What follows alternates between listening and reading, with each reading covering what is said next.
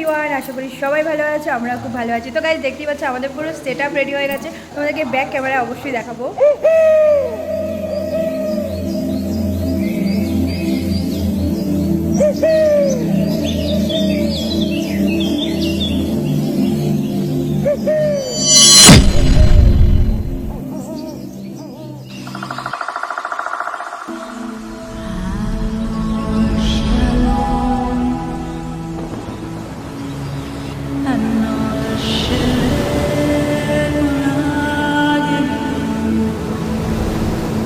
এটা কে করেছে জানো? এটা কিন্তু দীপদা করেছে।